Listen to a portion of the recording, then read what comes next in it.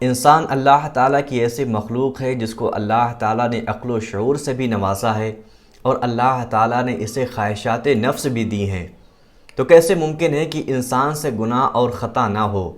انسان سے گناہ اور خطا ہو جاتی ہے، لیکن اللہ تعالیٰ نے اس کے لیے ایک سیدھا راستہ توبہ کا بنا رکھا ہے کہ جو شخص چاہے کہ اللہ تعالیٰ کی بارگاہ میں لوٹ کر کے اپنے گناہ کو معاف کروائے تو پھر وہ اللہ تعالیٰ کی بارگاہ میں سچی توبہ کرے، اللہ تعالیٰ اس کے گناہ کو بخش دیتا ہے۔ کبھی کبھی انسان کے گناہ اتنے بڑے ہوتے ہیں کہ انسان یہ خیال کرتا ہے کہ شاید اس کے گناہ معاف نہ ہوں، یا پھر وہ یہ خیال کرتا ہے کہ اس کے گناہ اتنے زیادہ ہیں، اتنے سالوں سے وہ یہ گناہ کرتا چلا آیا ہے جو شاید کہ اس کے گناہ معاف نہ ہوں۔ لیکن جس کے دل میں سچی توبہ کی تڑپ ہوتی ہے اور سچی توبہ کرتا ہے تو اسے معلوم ہو کہ اللہ تعالیٰ اس کے گناہ کو بخش دیتا ہے۔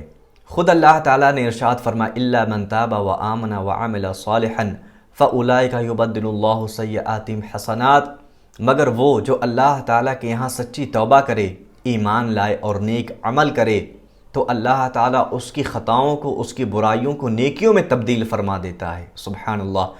تو گناہ انسان سے سرزد ہو جاتے ہیں، لیکن اللہ تعالیٰ نے انسان کو یہ بھی عقل دی ہے، یہ بھی راستہ بتایا ہے کہ وہ اللہ تعالیٰ کی بارگاہ میں حاضر ہو کر سچے دل سے توبہ کر لے۔ سیدنا ابو ہریرہ رضی اللہ تعالیٰ عنہ فرماتے ہیں کہ میں نے حضور صلی اللہ تعالیٰ علیہ وسلم کے ساتھ نماز عشاء ادا کی، پھر میں نماز پڑھ کر مسجد سے باہر نکلا تو ایک عورت نے مجھ سے ملاقات کی اور مجھ سے کہا کہ اے ابو ہریرہ، مجھے آپ سے ایک مسئلہ دریافت کرنا ہے۔ اس نے کہا کہ مجھ سے ایک گناہ سرزد ہو گیا ہے، کیا میرے گناہ کی بخشش ہو سکتی ہے؟ حضرت ابو ہریرہ فرماتے کہ تو نے کون سا گناہ کیا ہے؟ اس نے کہا کہ میں نے بدکاری کی ہے، غیر مرد سے میں نے تعلق قائم کیا، پھر اس سے ایک بچہ بھی ہوا جس بچے کو میں نے ہلاک کر دیا، اس کو مار دیا۔ اللہ اکبر۔ حضرت ابو ہریرہ رضی اللہ تعالی عنہ نے فرمایا کہ تیرے لیے بخشش کا کوئی راستہ نہیں۔ یہ سن کر کے وہ عورت بے ہوش ہو گئی۔ یہ سچے لوگ ہوا کرتے تھے جن سے گناہ سرزد ہو جاتا تو ان کے دلوں میں سچی توبہ کی تڑپ ہوتی تھی۔ آج ہم اور آپ یہ دیکھیں کہ اگر ہم سے گناہ ہوتا ہے تو پھر ہماری کیفیت کیا ہوتی ہے۔ فرمایا کہ جب منافق سے گناہ ہوتا ہے تو ایسے ہی اس کی حالت ہوتی ہے جیسے کہ بدن پر مکھی بیٹھی تھی اور پھر اس نے اسے ہکا دیا۔ لیکن جب کسی مومن سے گناہ سرزد ہو جاتا ہے پھر اسے ایسا محسوس ہوتا ہے کہ جیسے پہاڑ کے نیچے وہ آ کے دب گیا ہو، کسی چٹان کے نیچے وہ آ کر کے دب گیا ہو، اس کی نمازیں چھوڑ جائے پھر اسے اپنے گناہ کا احساس ہوتا ہے، اسے کسی کی حق تلفی ہو جائے تو اپنے گناہ کا احساس ہوتا ہے کہ جیسے پہاڑ کے نیچے آ گیا۔ اللہ اکبر۔ اس عورت کے دل میں سچی توبہ کی تڑپ تھی۔ حضرت ابو ہریرہ کہتے ہیں کہ وہ وہاں پر بے ہوش ہو کر گر پڑی، میں آگے نکل گیا۔ پھر مجھے خیال آیا کہ ابھی جب کہ حضور صلی اللہ تعالیٰ علیہ وسلم ہمارے درمیان موجود ہیں، پھر میں نے اسے ایسا مسئلہ کیوں بتایا؟ مجھے چاہیے یہ تھا کہ میں حضور سے پوچھتا یا پھر اسے حضور کے پاس بھیجتا مسئلہ دریافت کرنے کے لیے۔ آپ فرماتے ہیں کہ میں پھر حضور کے پاس حاضر ہوا اور میں نے سارا ماجرا بیان کیا۔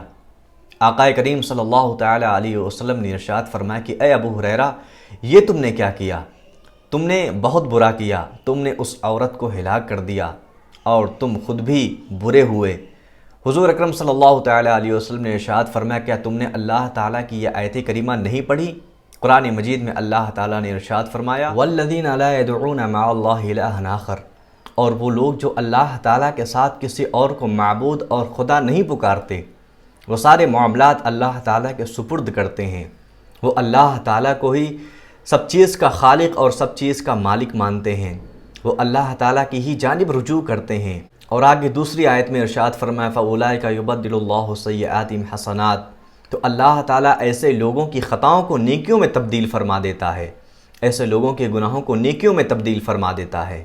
حضرت ابو ہریرہ رضی اللہ تعالیٰ عنہ فرماتے ہیں کہ پھر میں وہاں سے دوڑا اور میں نے اس عورت کا پتہ پوچھنے کے لیے کئی لوگوں سے ملاقات کی، وہ عورت کہاں رہتی ہے جس نے مجھ سے یہ مسئلہ پوچھا تھا۔ حتیٰ کہ آپ خود فرماتے کہ میں اتنا زیادہ پریشان ہوا کہ بچے مجھے دیوانہ اور پاگل کہنے لگے۔ آج اگر ہم کسی کو غلط مسئلہ بتا دیں تو شاید ہمیں اتنا افسوس نہیں ہوتا۔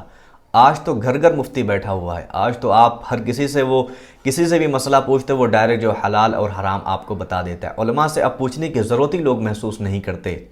بہرحال حضرت ابو ہریرہ رضی اللہ تعالیٰ عنہ امیر المومنین فی الحدیث، اللہ اکبر، صحابہ میں سب سے زیادہ حدیث کا علم رکھنے والے، سب سے زیادہ احادیث کو جمع فرمانے والے، آپ فرماتے کہ مجھے اسے یہ مسئلہ اور اسے یہ بشارت دینی تھی کہ سچی توبہ اللہ تعالیٰ قبول فرما لیتا ہے۔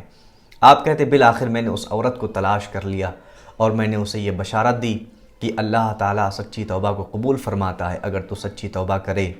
آپ فرماتے کہ وہ عورت اتنی خوش ہوئی کہ اس نے کہا کہ اے ابو ہریرہ، آپ اس بات پر گواہ ہو جائیں کہ میں نے ایک باغ جو میرے پاس ہے میں نے اللہ اور اس کے رسول کے حکم پر صدقہ کر دیا۔ سبحان اللہ۔ تو سچی توبہ اللہ تعالیٰ قبول فرماتا ہے۔ کبھی انسان کو یہ نہیں خیال میں لانا چاہیے کہ اس کے گناہ زیادہ ہیں یا پھر اس کے گناہ بڑے ہیں تو بخشے نہیں جا سکتے، نہیں۔ اللہ تعالیٰ کی بارگاہ میں اگر سچی توبہ کے ساتھ کوئی بھی حاضر ہو تو یقیناً اللہ تعالیٰ اس کی توبہ کو قبول فرماتا ہے۔ ان رحمتی سبقت غضبی، یعنی میری رحمت آگے نکل گئی میرے غصے سے اور میرا غصہ یہ پیچھے رہ گیا۔ تو اللہ تعالیٰ کی رحمتیں بڑی ہیں، اللہ تعالیٰ کی رحمتیں وسیع ہیں۔